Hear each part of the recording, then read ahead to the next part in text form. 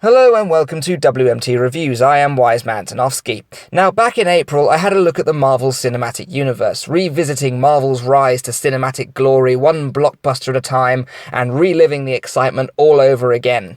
But, of course, not all of Marvel's characters have returned to the warm MCU fold. Oh, there have been flops that Marvel were not remotely interested in reclaiming, such as Ghost Rider, Elektra and the sort. But on the other hand, they were able to turn Daredevil around in the Netflix series, giving the character new life and healing old Ben Affleck-related wounds. So, with the MCU finishing off Phase 2 with the release of Ant-Man this year, Marvel would no doubt be keen to reacquire as many of their wayward sons as possible. Now, Sony did eventually relinquish the rights to Spider-Man in the wake of the reboot trilogy's failure, but 20th Century Fox has maintained the rights to both X-Men and a little group of heroes known as the Fantastic Four. Reed Richards, Sue and Johnny Storm, Ben Grimm, and of course their arch-nemesis, the villainous and brilliant Doctor Doom. These are some of Marvel's greatest characters. Known as Marvel's first family, there have been 3 attempts to date to bring them to life on the big screen. The first was meh. The second was okay. The third was dreadful. And now Fox has tried once again to bring the Fantastic Four to the big screen with the 2015 reboot, Fantastic Four. How did they do? How do you think? Terribly.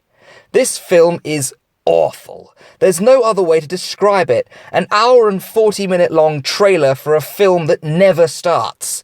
More wasted potential than I've ever seen on the big screen, and the most atrocious comic book adaptation I have seen in a very long time. Where did they go wrong? Let's find out. This is the WMT review of the 2015 reboot of the Fantastic Four. So what's the story? Reed Richards, played by Miles Teller, is a boy genius who, with the aid of friend Ben Grimm, played by Jamie Bell, successfully cracks the key to interdimensional travel. Under the guidance of Dr. Franklin Storm and his children Sue and Johnny, played by Kate Mara and Michael B. Jordan, Richards completes his design on full scale. However, fearing their thunder may be stolen by others, and under the persuasion of colleague Victor Von Doom, played by Toby Kebbell, Richards, Doom, Johnny and Ben decide to use the transporter first, travelling to Planet Zero, where an accident infects 3 of them while Victor is lost.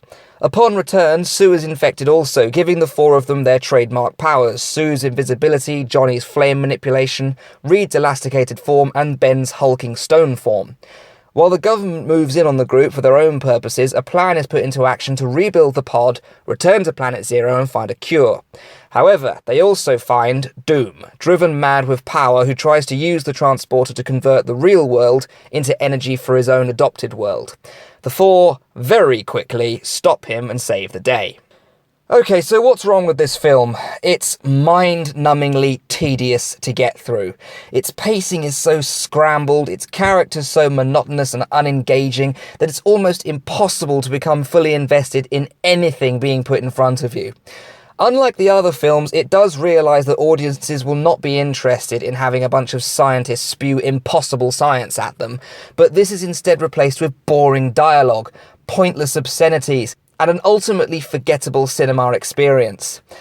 In all honesty, I returned from the theatre less than an hour before writing this, and yet I'm struggling to remember anything to write about. Okay, so let's talk about what the film did well.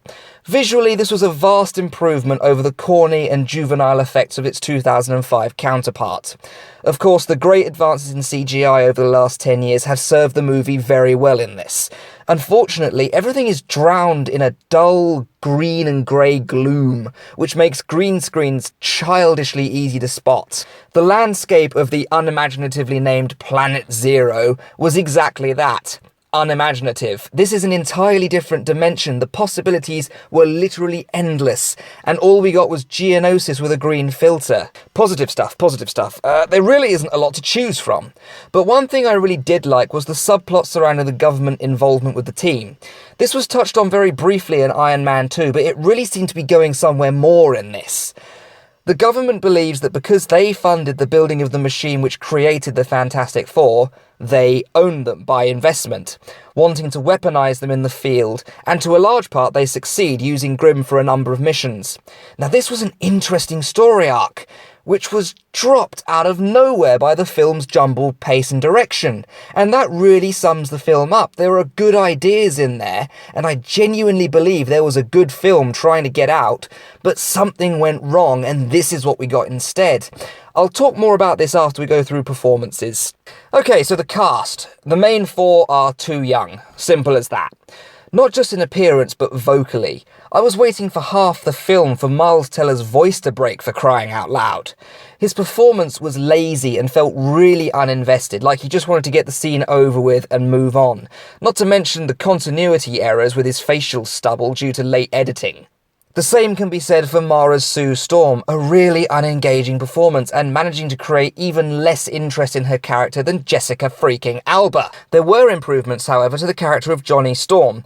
Jordan manages to maintain the important elements of this character without going full Chris Evans and just being a pain. The others all have a horrible habit of talking in a quiet murmur that makes it sound like they're saying something important, but really it's nothing. That being said, I really liked the updated visuals on the Thing. He looks incredible. Too bad the lame voice work and genuinely uninterested performance really let it down. Someone worked really hard on that visual. What a waste. But the biggest, most unforgivable and film-crippling abomination in this movie was the absolute assassination of Victor Von Doom. When he first appears as nothing more than a whiny teenage slob, hiding in his man cave playing video games, my heart broke. All I wanted was a decent cinematic adaptation of one of the Marvel Universe's most incredible villains, and this is what I get. He's more like Boris Grushenko from GoldenEye than Dr. Doom, but at least Boris was funny. Unlike the previous adaptation, flawed though it was, I really couldn't grasp where his resentment was coming from this time. At least before being left for dead and marooned on Planet Zero, which supposedly drives him mad, but I really didn't feel it. This is not Dr. Doom. It just isn't. He looks awful, he sounds awful, it's just awful. Really, he looks terrible. He looks like the robot from iRobot who swallowed a bunch of Gatorade. You know, I went to Madame Tussauds recently, and there was this 4D Avengers film midway through, featuring a handful of heroes fighting a villain. The villain? Dr. Doom. And that 10-minute, child-friendly adaptation was a greater movie villain than James Spader's Ultron. That is the potential of Dr. Doom, and it's potential that Hollywood has wasted time and time again. You know, aside from its terrible writing, its criminally unfunny script, disinterested cast, sinfully brief finale, and generally lame and unengaging feel, I really did feel like this film had potential. It felt like it was going in a different direction from the movies that Marvel has been putting out. The other side of having these powers, the government weeding their way in. There was even a really good moment where Doom was talking about the Apollo mission and how everyone knows about the astronauts but no one remembers the people who built the ship. But it just never gets there. It's like a 2-hour film of Bruce Wayne's parents being shot, him making the decision to be Batman, and then it ends as he throws the first punch. It's all build-up for a climax that never comes. I think the final scene with Dr. Doom lasts about 10 minutes in an hour and 40-minute film. Really, if you've seen the trailer, you've seen the film. And that's not because the trailer is too in-depth, it's because the film is about as deep as a pot of sour cream and onion sauce from Domino's. I liked the fact that it went in its own direction. I liked a lot of the redesigns with the exception of Doom, which is atrocious. And I feel like if more of the pointless scenes were cut, it could have done something great. But you know what it is? It's the archetypal, boring origin film. All the background which the fans already know and the average Joes don't care about. What a disappointment.